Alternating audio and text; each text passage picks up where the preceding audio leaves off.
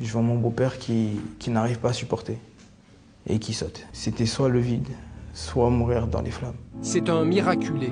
Il a survécu aux flammes et à une chute de 7 étages.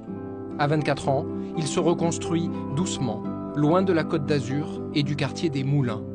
2 ans après, il n'a rien oublié de cette nuit d'horreur du 18 juillet 2024. Je pense que ce soir-là, si ma mère n'avait pas crié qu'il y avait le feu, je serais toujours en train de dormir.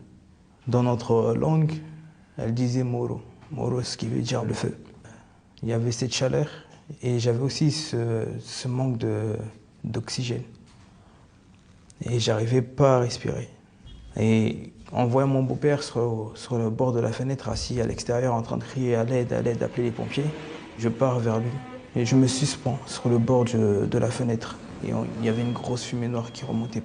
Dans l'appartement, envahi par les fumées toxiques, sa mère se réfugie dans la salle de bain avec ses plus jeunes enfants, 5, 7 et 11 ans. Tous y seront retrouvés morts.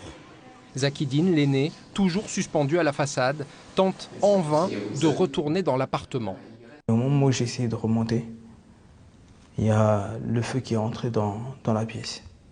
Je commence à voir mon beau-père qui crie de douleur. Je suis accroché juste à côté de lui et je vois la jambe qui est en train de prendre feu. À la seconde qui suit, je vois mon beau-père qui n'arrive pas à supporter et qui saute.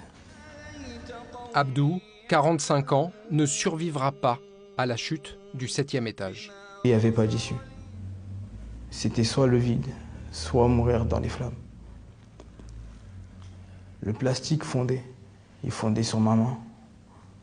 Et ça a commencé à tomber sur moi aussi. Et j'ai essayé de m'accrocher du mieux que je pouvais. Mes doigts ont fini par céder. J'ai lâché. Zakidine gît au pied de l'immeuble dans un état extrêmement grave. Brûlé, les os des jambes et du dos brisés, le bassin et le crâne fracturés. Mais après 4 jours de coma, il rouvre les yeux et découvre